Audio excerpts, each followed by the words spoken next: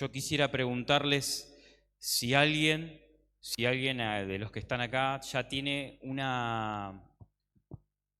¿Cómo vieron el campamento? No sé, ¿cómo lo vieron? ¿Qué es lo que pudieron aprender? Allá hay alguien que quiera decir, mira, a mí en este campamento Dios me aclaró esto, yo no lo veía de esta manera y Dios puso en mi corazón, me abrieron la Biblia, me lo explicaron, yo lo entendí. ¿Hay alguien acá que quiera? Ah, ahí está, eso me gusta, ahí está. Marcos, ¿te encargas vos con los dos micrófonos? Y si hay preguntas, todas estas personas que están acá van a responder. Son difíciles, mejor. ¿Se escucha? Ahí está, hoy está muy fuerte. Bueno, para los que no me... Perdón, estoy reafónica. Para los que no me conocen... Para los que no me conocen, me llamo Giselle. Estoy un poco afónica, así que discúlpenme. Literal, a mí el campamento, mi experiencia en este campamento fue... O sea, no me imaginaba que iba a ser tan así. Entendí un montón de cosas que antes yo quizás no entendía. Y literal, pero me cambió radicalmente, así como dice la frase, el lema, ¿no?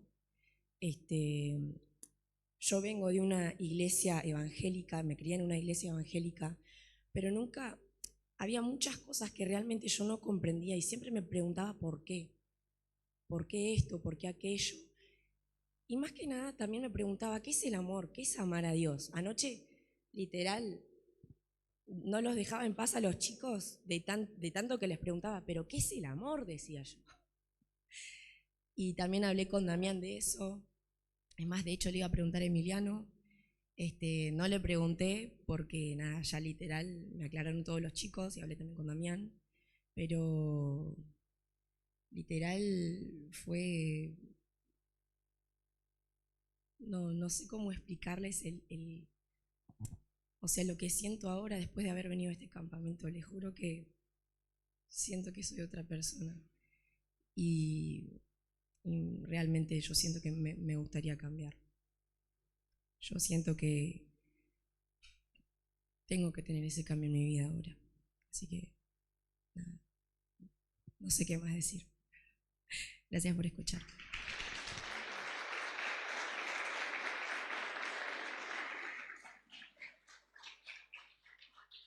¿Algún otro que quiera compartir una experiencia de lo que ha vivido, de lo que ha aprendido? Puede levantar la mano. Los noto callados, que es normal un domingo a la mañana levantarse, más para los que les cuesta. Pero bueno, mientras tanto, si lo van pensando, yo quiero abrir este panel de preguntas y respuestas. Le quiero preguntar a cada uno de los que están acá y que ellos puedan dar una respuesta. Y yo quiero preguntarles a todos, ¿qué es tener la mente de Cristo? Esta pregunta me la habían hecho ya. ¿Qué es tener la mente de Cristo y cómo se aplica de lunes a viernes o de lunes a lunes a mi vida? ¿Qué es y cómo se aplica?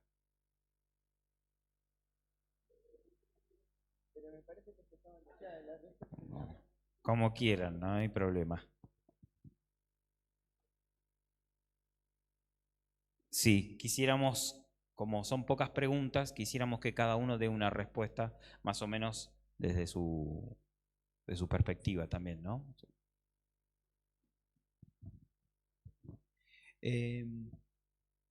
La Biblia dice, para mí el vivir es Cristo. Tener la mente de Cristo. Tener la mente de Cristo. ¿A quién le tengo que responder? ¿Le tengo que hablar a vos? Bien.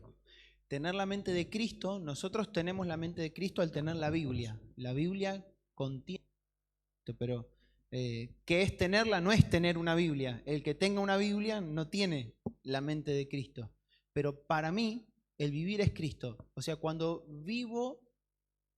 dejo que Jesús viva a través mío, eso para mí es tener la mente de Cristo. ¿Cómo se aplica? Bueno, necesito el lunes, mañana, decirle, Señor, quiero menguar hoy para que tú vivas más en mí. necesito morir. Cada día muero, necesito morir. Entonces me voy a morir hoy para que Cristo viva en mí. Y el martes lo mismo. Y el miércoles lo mismo. Para mí eso es tener la mente de Cristo y esa es la manera de aplicarlo día a día. Bueno, ayer aprendí muchísimo de lo que es tener la mente de Cristo. Estuvimos con Gonzalo y tener la mente de Cristo es imitar a Cristo en su humildad, en su humillación y en estimar siempre a otros como mayores a uno, y tener esa disposición de estar despojados de uno mismo, con el objetivo de que el Evangelio y el Reino de Dios crezca en otras personas. Estar dispuesto a desprenderse de uno mismo, para mí es aprendimos ayer y creo que es esa disposición a la humillación y a desprenderse con el objetivo de que el Evangelio crezca en otras personas. Bueno, es una pregunta difícil de contestar, porque en la teoría está todo bien, pero el lunes, el martes, el miércoles, ¿cómo hacemos para realmente tener la mente de Cristo?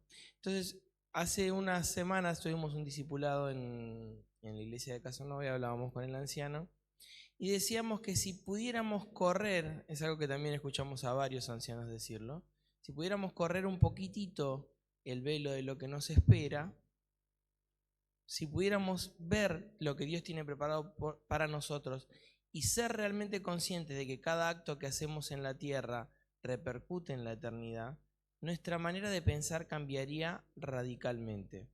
Entonces, nosotros no tenemos que tener en nuestro corazón un evangelio de solamente sentir, de vivir por lo que siento, sino debemos tener en cuenta que el Espíritu Santo vive en nuestro corazón y a partir de eso saber que es testigo de todos nuestros actos y no solo de nuestros actos, de lo que pensamos.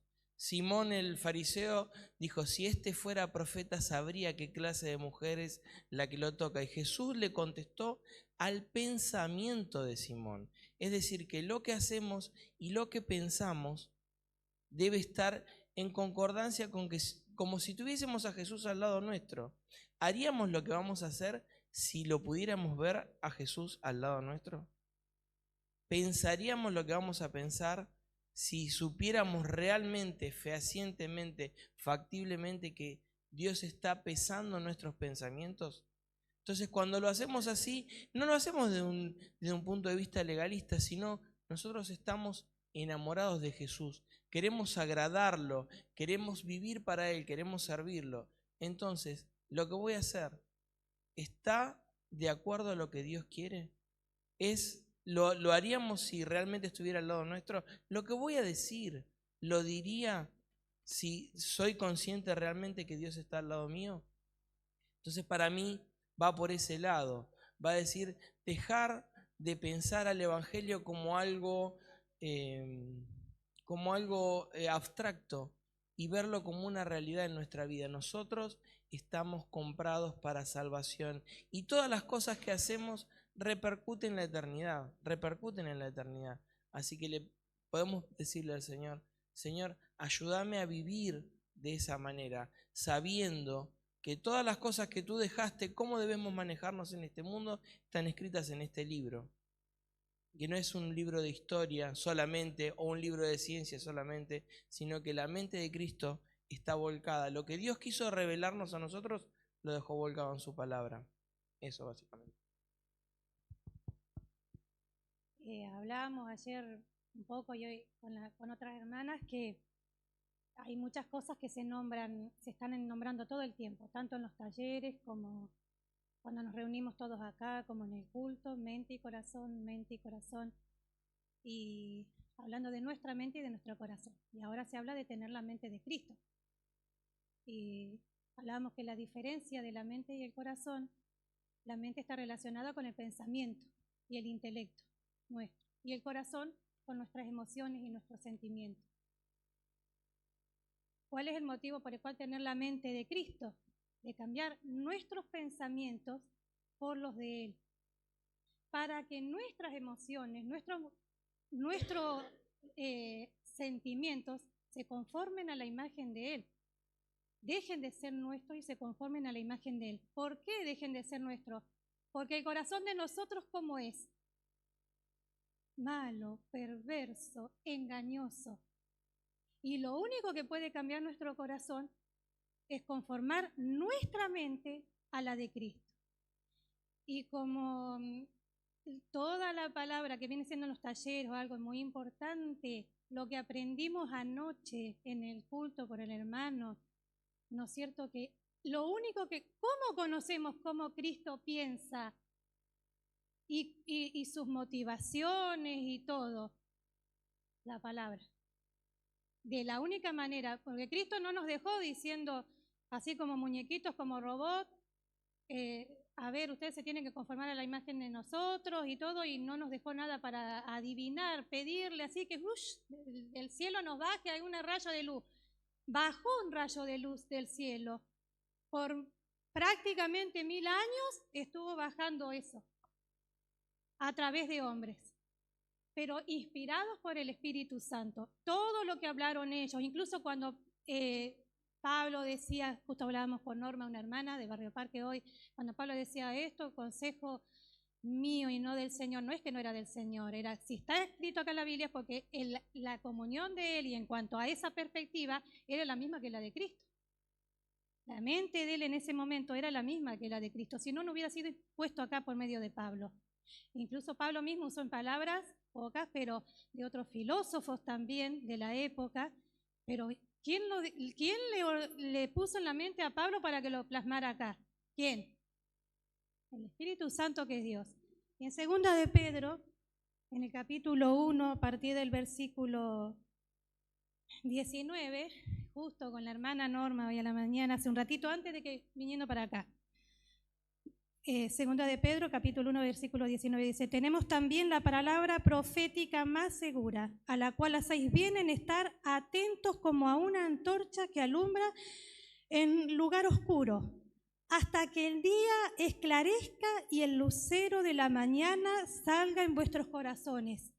¿Hasta cuándo tenemos que tener la palabra presente, conociendo a Cristo, conociendo al mismo?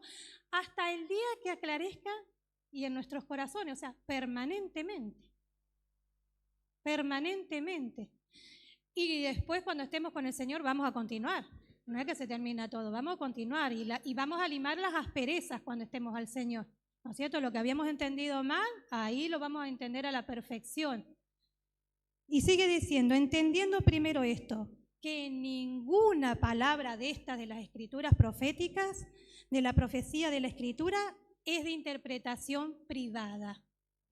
Que no la interprete nuestro corazón, que es engañoso, ni nuestra mente, que no está conformada todavía a la de Cristo, se va renovando día a día, conformándose. Porque nunca, en ningún momento, ni siquiera cuando ahí Pablo dijo esto es consejo mío, nunca la profecía fue traída por voluntad humana, sino que los santos hombres de Dios hablaron siendo inspirados por el Espíritu Santo. No buscar cuando leamos un versículo bíblico, una porción, a ver lo que habla esta porción hoy a mi vida. No, leamos un poquito antes, un poquito después, a ver lo que el Espíritu Santo quiso decir cuando plasmó esto acá. Que un versículo bíblico no lo podemos, o una porción, atribuir a todos los temas, un solo versículo, que hay porciones para cosas. No podemos un versículo que habla, por ejemplo, no sé, por decir, que habla de para los padres, aplicarlo para los padres, para los hijos, para distintas problemáticas. Está hablado para los padres, bueno, ahí está, cuando seamos padres o cuando podamos hablar con padres y poder ayudarlos o entenderlos, por qué nuestros padres están haciendo así con nosotros. Bueno, hay partes y partes. No es un versículo bíblico para todos los aspectos de nuestra vida, no. A no ser específico, como esto, no lo de amar y todo eso. Pero bueno, ya me estoy... Dios les bendiga, chicos, buen día para todos. Para mí la respuesta debiera ir a lo más claro y conciso y fácil de interpretar para todos. ¿Qué sería tener la mente de Cristo, pensar como Él? Y si pensamos como Cristo, amamos lo que Él ama y aborrecemos lo que Él aborrece. Por más que eso lo tomemos el amor y el odio como algo propio del sentimiento, también es algo razonable. Si yo odio o aborrezco la idea del aborto es porque realmente entiendo que es una idea perversa, maligna, que ataca al principio de la creación de la imagen de Dios. ¿Se entiende? Entonces, ese rechazo proviene de un entendimiento. Si yo amo lo que Cristo ama y aborrezco lo que Él aborrece, realmente puedo decir que tengo la mente de Él. La palabra de Dios nos manda a... Jesús nos dijo, ¿no? Sed manso y humilde de corazón, porque Él era manso y humilde. O sea, Él nos llama a ser como Él, a tener su mente. El apóstol Pablo después nos dice que nos vistamos como Él, de toda humildad y toda mansedumbre. Él ama esos valores. Él se mostró de esa manera, Él dejó ver que Él era manso y humilde, y esos son los comportamientos que debieran verse en todo cristiano.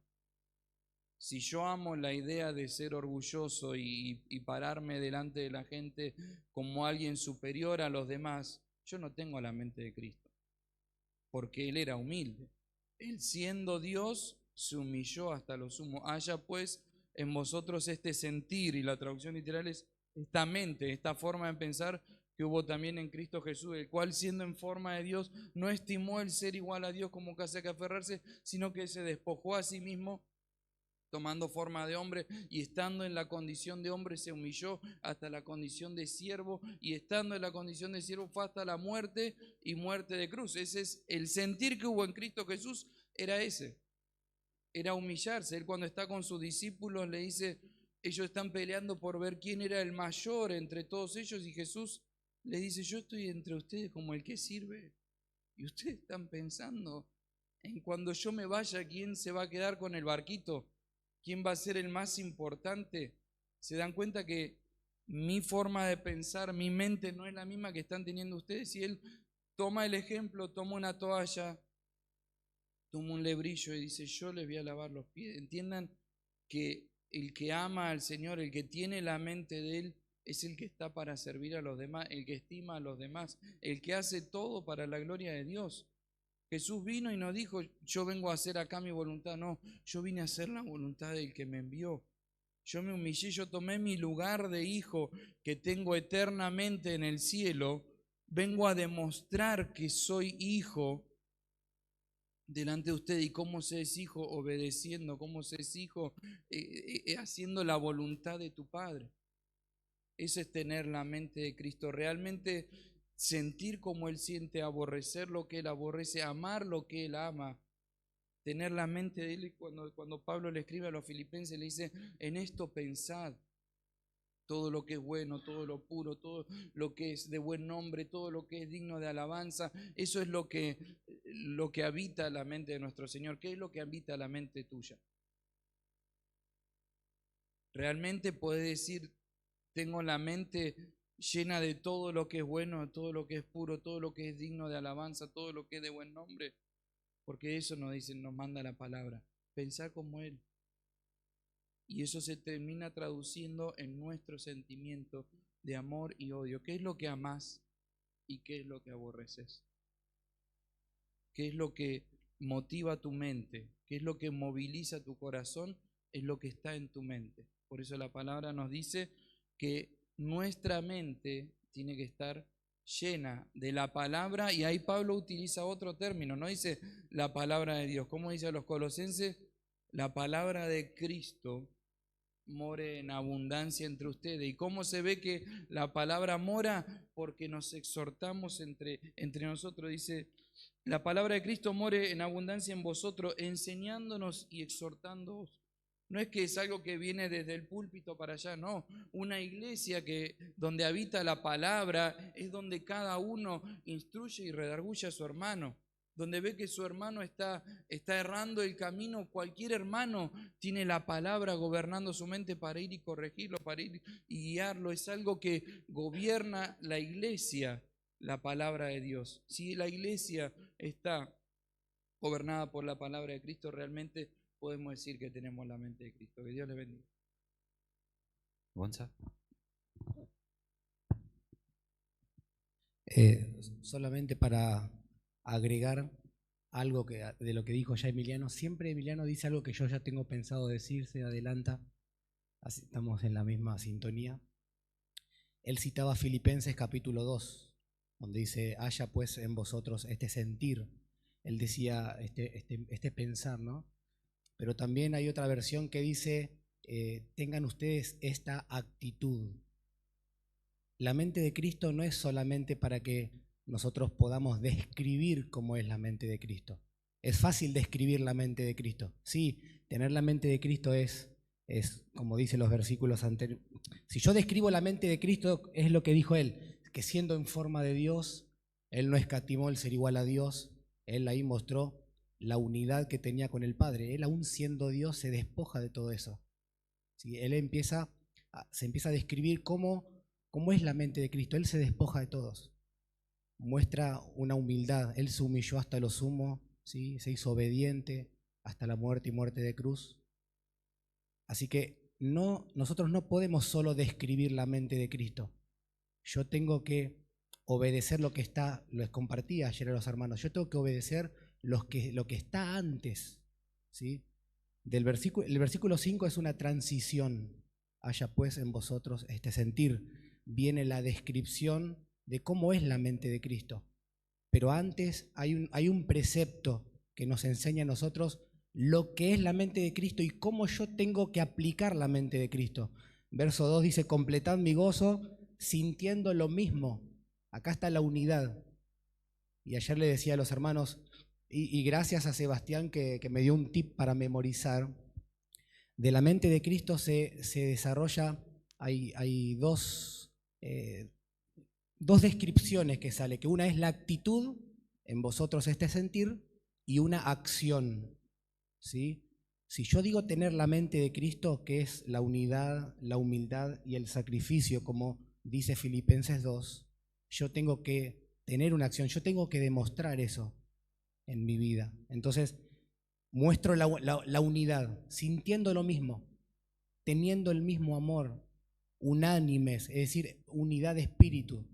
Después yo tengo que demostrar que soy humilde, ¿sí? Ser humilde, no vanagloriarme.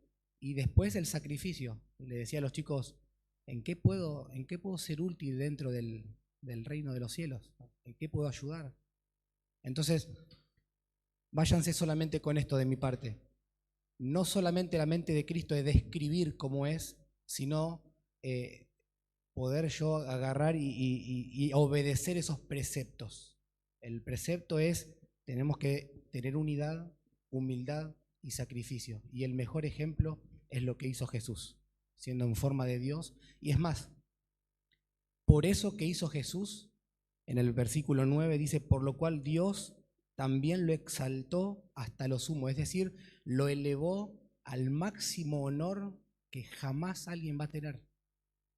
Y si nosotros tenemos esa actitud y el día de mañana terminamos la carrera, también nosotros vamos a recibir una recompensa, ¿sí?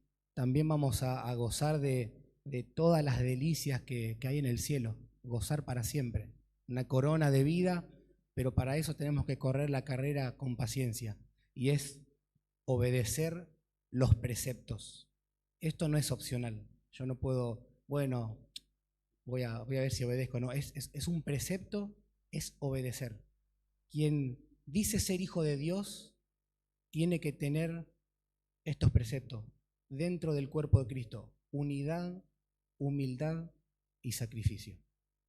Sí, son preceptos. Gracias, Gonzalo.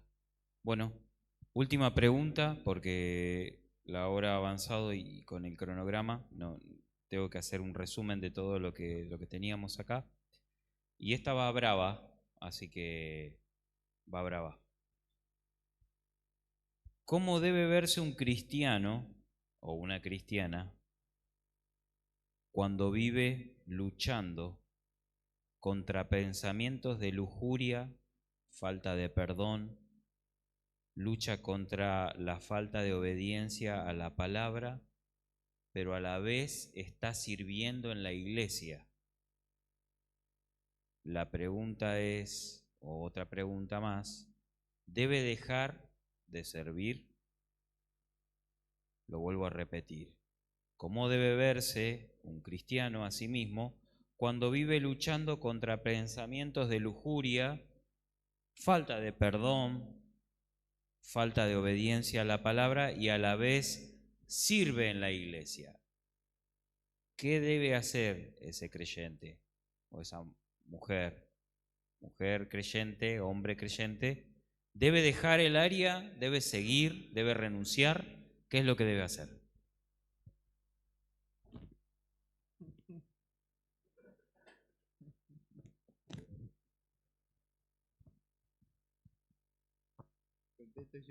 ¿Arrancamos? Arrancar es lo más difícil siempre, ¿cierto? Bueno, después cuando ya tienen guión,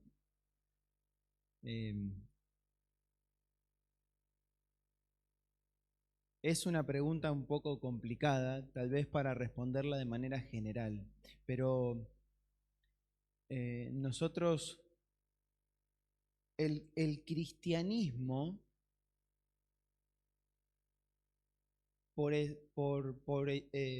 definición, es servicio.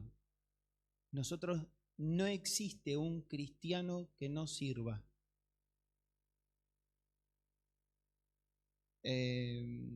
Jesús mismo dijo: yo no vine para ser servido, sino para servir. Entonces, es como, hay una palabra que Fernando la está usando mucho y yo la quiero aplicar para mi dicotomía, ¿no? Es claro, es una dicotomía. No existe un cristiano que no sirva. Si es cristiano, sirve. Si no sirve, no es cristiano, porque el cristianismo es servicio. A Dios, a los demás, a cualquiera, al prójimo, al padre, a la madre, al tío. El cristianismo es servicio. Entonces, tiene que dejar de servir. Si deja de servir, para mí, deja de ser cristiano. Entonces, no, yo no tengo que dejar de servir, tengo que corregir lo que está mal en mi vida. Por supuesto, por eso es una pregunta muy general, ¿no? Una cosa es una persona que hace un servicio en la iglesia, en la sociedad, y otra cosa es un ministro del Evangelio. Pero todos luchamos con tentaciones todo el tiempo y necesitamos tener la mente de Cristo para poder hacer frente, para poder sobrellevar nuestras, porque dice que si alguno se piensa que no es tentado, no está en la verdad, porque todos somos tentados de todas formas, pero no podemos dejar de servir, tenemos que corregir lo que está mal y seguir, avanzar en el servicio justamente. Para mí la pregunta, la palabra clave de la pregunta es la palabra lucha. Mientras esté luchando, puede seguir sirviendo. El día que no luche más con ese pecado, con ese pensamiento, y el pensamiento o la tentación haya ganado la batalla, por decirlo de alguna manera, y él abandonó la lucha, yo abandono la lucha y digo: listo, no lucho más contra esto y me entrego, ahí sí debería dejar el servicio,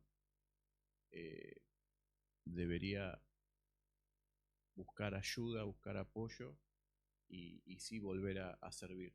Pero mientras esté luchando, tendría que seguir sirviendo, arrepintiéndose todos los días, buscando la gracia del Señor, pero la clave está en la lucha. Por eso Gálatas 5:17 nos habla de esta lucha que tenemos todos, porque el deseo de la carne es contra el espíritu y el del espíritu es contra la carne, y estos se oponen, ahí está la lucha, y estos se oponen entre sí para que no hagáis lo que queréis.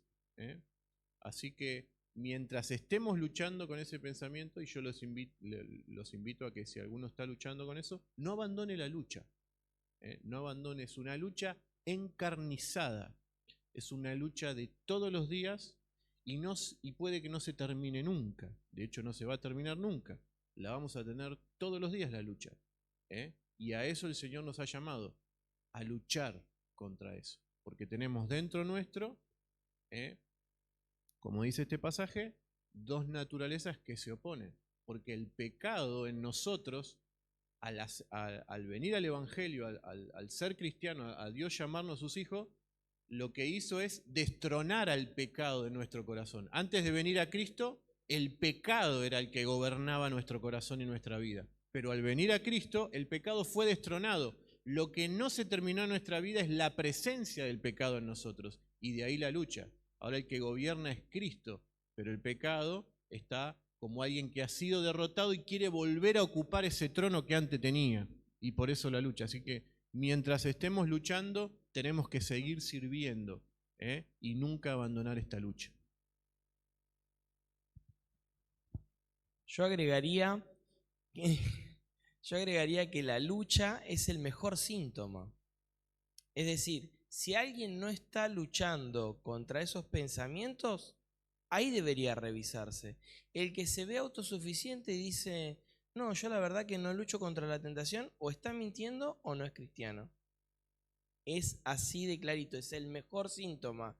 ¿Por qué? Porque dice el apóstol Pablo, encuentro esta ley en mis miembros, encuentro esta ley en mí mismo que me hace hacer lo que yo no quiero hacer. Y esa batalla existe siempre y va a existir siempre. Alguien lo graficó como, imagínense, la batalla es una alegoría, ¿no? Pero imagínense la batalla entre la carne y el espíritu como dos perros peleando. Como dos perros que uno los pone a pelear. ¿Cuál de los dos va a ganar? No sé si alguna vez lo escucharon. El que nosotros más alimentamos. Cuando el diablo vino a tentar a Jesús, Jesús le dijo, bueno, escrito está, le dice el Señor, le dice el diablo, tírate desde la cima desde el pináculo del templo, porque escrito está, a sus ángeles mandará cerca de ti que te guarden para que no tropieces con piedra. Jesús contestaba siempre, escrito está, escrito está. No tentarás al Señor tu Dios, no solo de pan vivirá el hombre. ¿Cómo alimentamos nosotros para evitarla, para pelear contra la tentación? Llenándonos de su palabra. Pero la lucha es el mejor síntoma. Si nosotros estamos luchando, significa que tenemos otra naturaleza dentro nuestro. Si nosotros pensamos algo y decimos, esto que acabo de pensar delante de Dios está mal, delante de Dios lo que estoy haciendo está mal, es porque tenemos al Espíritu Santo que nos está marcando. Si decimos, qué bueno que nadie me vio lo que miré o lo que pensé, ahí nos damos cuenta que no tenemos al Espíritu de Dios. El hecho de que esté la lucha dentro de nuestro corazón es el mejor síntoma. Entonces, si tiene que seguir sirviendo, desde mi punto de vista, sí que tiene que seguir sirviendo porque la lucha es el mejor síntoma.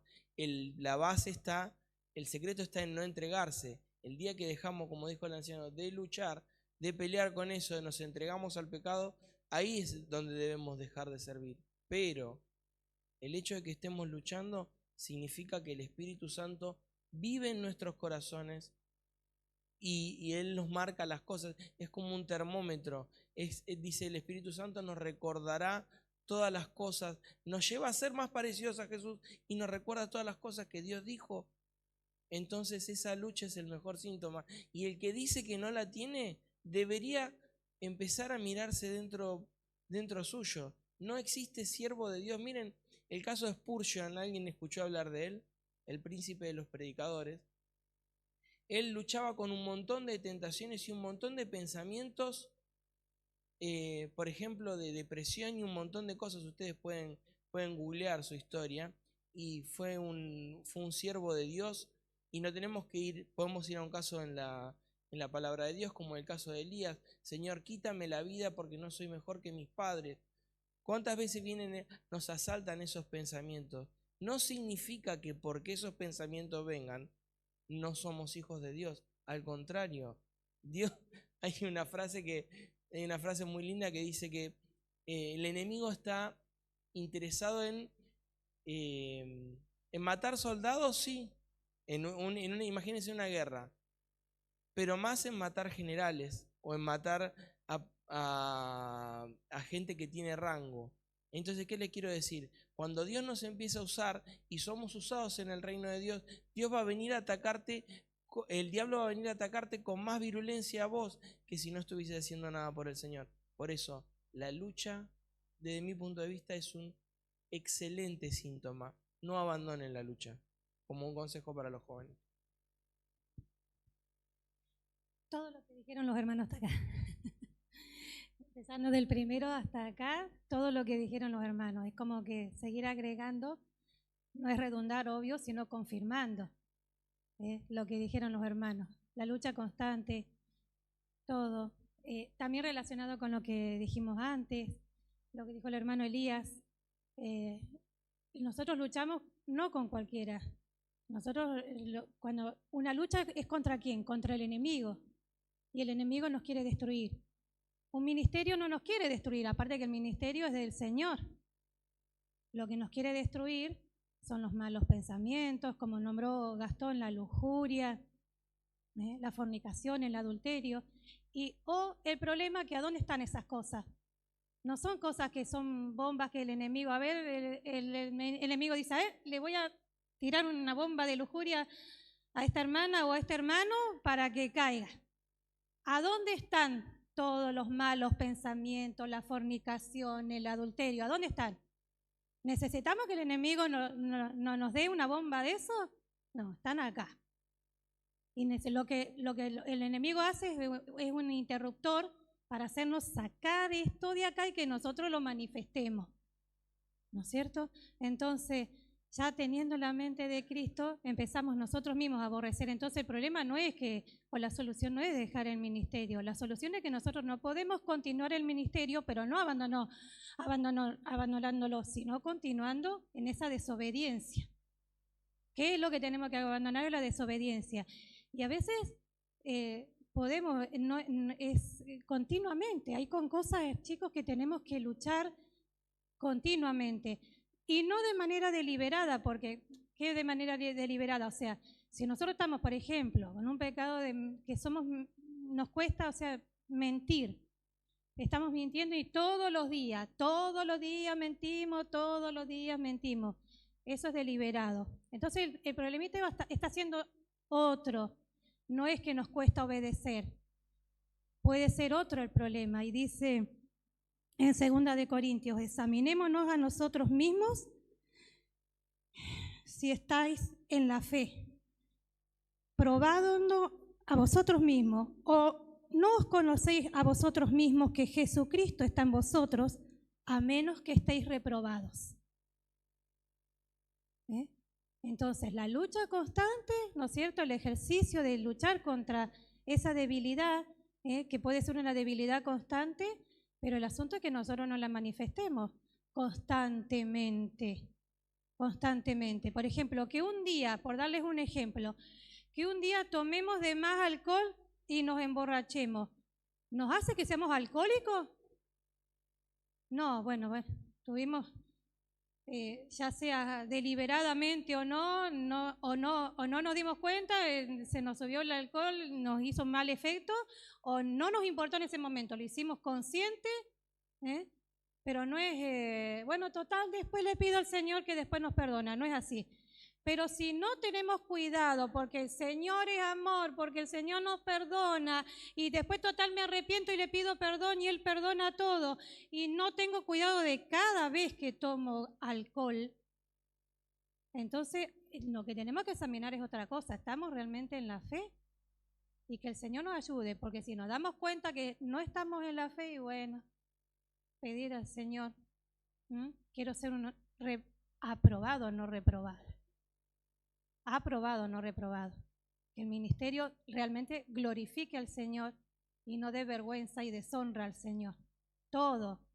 Dice, hoy hablamos también con una hermana ayer, ya sea que comamos o bebamos, o sea, no solamente un ministerio, ya sea que comamos o bebamos, que todo sea para darle la gloria al Señor. Un ministerio, obvio, es importante porque está a la vista de todos y podemos ser de tropiezo a otros, pero hasta en lo íntimo, todo tiene que ser para darle la gloria al Señor. Y es donde más difícil puede sernos, a ver, adelante, acá delante de todos somos todos resantificados en nuestra casa, adelante de nuestros hermanos, con nuestros padres, con nuestros hermanos, con nuestros vecinos. Ahí es donde es más difícil y ahí es donde tendríamos que empezar. Se tendría que replicar lo de la casa en la iglesia, no lo de nuestro comportamiento de la iglesia, ¿no es cierto? Y bueno, y acá lo que falta lo agrega. Bueno, gracias. Decía Damián que la primera parte es difícil, pero hay que hablar después de que ya dijeron todo lo que vos tenías para decir. No se te ocurre nada. Hablamos de la lucha. Yo pensaba ir más por el lado de lo que decía mi hermano Johnny, de que la lucha es el síntoma de que estás vivo. Decía John Piper, si estás luchando, ánimo, significa que estás vivo. Un muerto no pelea. Si estás luchando es lo más claro que podés tener de que sos parte del reino de Dios. De repente te identificaste con un ejército y obviamente que vas a tener una lucha. Te pusiste de un lado, te pusieron tu bandera acá, tu escudo, y ahora tenés algo por qué pelear. Entonces tenés una lucha, significa que estás de un lado. El problema es que, les pongo un ejemplo claro, ¿no? El ejemplo más claro de una buena batalla espiritual es la que dio nuestro Señor en el desierto, ¿no? Que fue completamente contraria a la lucha que tuvo Adán y Eva en el huerto, ¿no? Y cuando Jesús es tentado y presenta batalla y Él viene como el enviado del reino de Dios a ponerse del lado de los hombres, a presentar esa batalla que el hombre no pudo dar, el Señor gana esa batalla, pero dice que Satanás se fue buscando otra oportunidad. O sea, si Satanás no dejó tranquilo a Jesús hasta el día de su muerte, ¿por qué habría de dejarte tranquilo a vos, que sabe que sos mucho más fácil? Porque cuando se enfrenta con Jesús, Él se enfrenta con un ser divino. Santiago nos escribe que de dónde vienen las luchas y los problemas que tenemos entre nosotros. Vienen de nuestra concupiscencia, del mal que está adentro. Entonces Satanás va a buscar en ese depósito que sigue estando ahí, aunque el Señor te haya comprado, aunque el Señor haya puesto su mente, hay un depósito que es con lo que luchaba Pablo, que se llama concupiscencia, que es lo que está ahí adentro, y Él va a buscar de ahí para atacarte. Con nuestro Señor no lo pudo hacer, con nosotros sí. Entonces Él sabe que dentro de nosotros, lo decía el apóstol Pablo, no habita el bien, está el mal. En nuestros miembros habita el mal. Entonces la lucha la vas a tener siempre. Ahora, cuando nosotros decimos, la pregunta era sobre el servicio en la iglesia. Antiguamente no había tanto servicio como ahora, no había equipo de redes, cámara, compu, uno que hace esto, uno que sirve el vaso, el otro. No, antes el servicio era trabajar para el Señor en la hora de predicar el Evangelio. Había diáconos para ordenar las cosas internas de la iglesia. Y cuando Pablo da los requisitos a los que sirven, son los requisitos a los diáconos. Ya termino. Cuando Pablo da los requisitos de los ancianos y los diáconos, no está pidiendo nada súper especial. Ustedes pueden decir, bueno, pero él es diácono. Fíjense lo que se le pide al diácono, que sea irreprensible.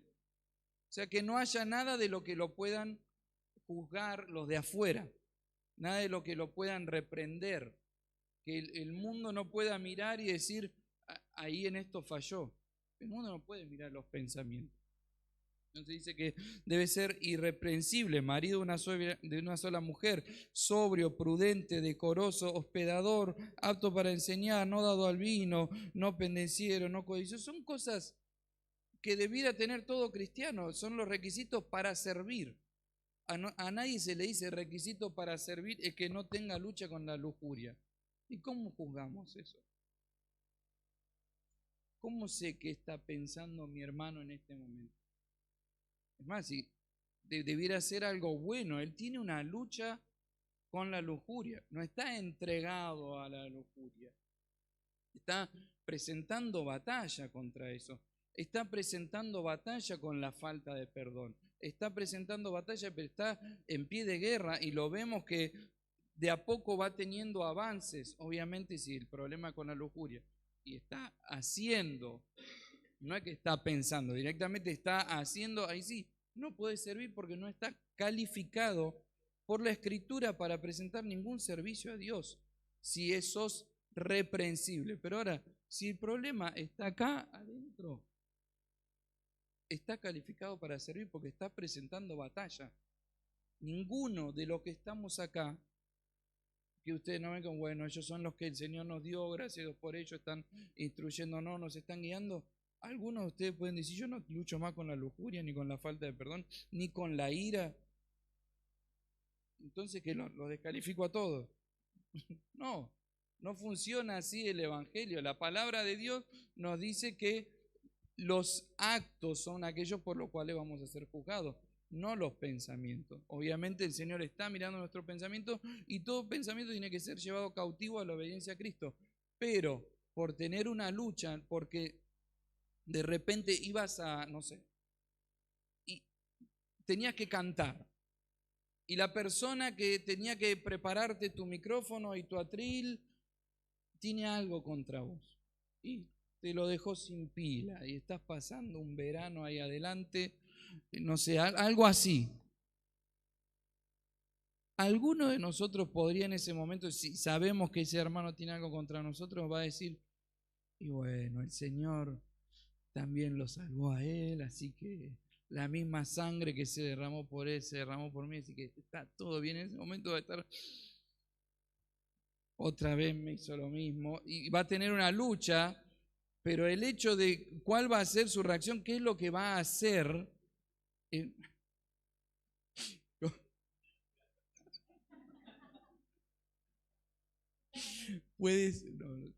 podría haber sido actor. Yo, si me piden que haga algo acá, puedo hacer alguna demostración. No, lo que le quiero decir es esto: el pensamiento obviamente va a venir, pero ¿qué es lo que gobierna tu corazón? Es lo que va a terminar saliendo a la luz. Vas a tener un pensamiento en ese momento, pero no por eso vas a ser descalificado. Lo mismo llévenlo al ámbito de la lujuria. No quiero dar ejemplo, porque la otra vez un ejemplo y todavía mi esposa me gasta con eso. No voy a hablar de este tema. Pero en cualquier ámbito usted ponga el mismo ejemplo. El pensamiento va a venir, pero ¿qué hiciste? Batallaste, lo aprisionaste, le pusiste los grillos, lo llevaste cautivo a Cristo, listo. Ya la batalla está ganada. Entonces, ¿por qué habría de descalificarte a vos mismo por haber tenido un pensamiento? Al contrario, andá, pedí oración, pedí ayuda, pedí consejería, habla con tu hermano, que alguien te ayude. ¿Se acuerdan? En la última conferencia habíamos dicho, las guerras no se pelean solos. Nadie declara una guerra estando solos. Es un ejército, somos un ejército, tenemos que ponernos de acuerdo. Voy, me presento delante de mi pastor, de mi anciano, de mi amigo, de quien tenga confianza, y le digo, estoy teniendo esta lucha, estoy teniendo este problema, ayúdame a orar, no quiero ser descalificado. Pero no es que estás descalificado ya por haberlo pensado, ¿se entiende? Bueno, espero haber aclarado y no haber traído más confusión.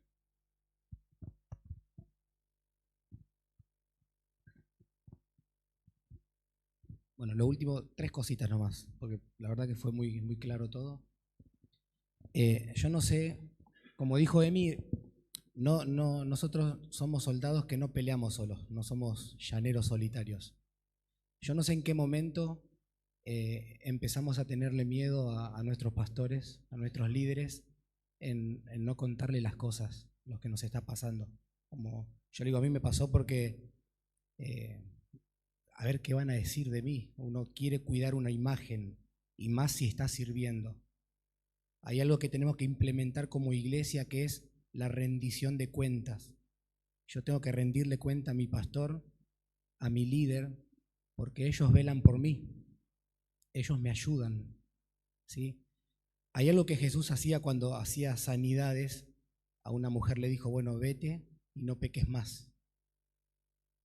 Gastón creo que dijo, ¿cómo puedo? ¿Tengo que dejar el servicio si estoy practicando un pecado?